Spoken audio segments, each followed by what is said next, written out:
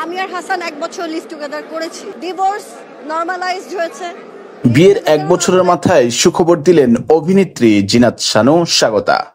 মা হতে চলেছেন এই অভিনেত্রী ও সঙ্গীত শিল্পী। গত জানুয়ারিতে স্বাগতা ও হাসান আজাদের বিয়ের 1 বছর পূর্ণ হয়। তখনই রাজধানীর একটি কনভেনশন হলে বসেছিল বিবাহবার্ষিকীর আয়োজন। তবে সম্প্রতি লিভ টুগেদার ইস্যুতে বেশ খোলামেলা আলোচনার কারণে সমালোচিত হয়েছিলেন স্বাগতা। এক অনুষ্ঠানে জানা যায় স্বাগতা অন্তঃসত্ত্বা হয়েছেন। ওই অনুষ্ঠানে উপস্থিত একাধিক অতিথি জানান স্বাগতা সন্তান সম্ভবা, শিগগিরই মা বাবা হতে চলেছে এই দম্পতি।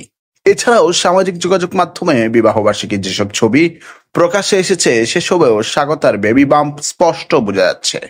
গত বছরের জানুয়ারিতে দীর্ঘদিনের প্রেমিক ও বন্ধু হাসান আজাদের সঙ্গে বিয়ের পিঁড়িতে বসেন স্বাগতা। তার স্বামী একজন লন্ডন প্রবাসী, জন্ম ও পড়াশোনা সবই যুক্তরাজ্যে। সঙ্গীত জগতের সঙ্গে জড়িত, একাধারে তিনি গান লেখেন ও মিউজিক কম্পোজ করেন। কিছুদিন আগে এক সাক্ষাৎকারে জানিয়েছিলেন বিয়ের আগে হাসানের সঙ্গে 1 বছর লিভ টুগেদার ছিলেন তিনি।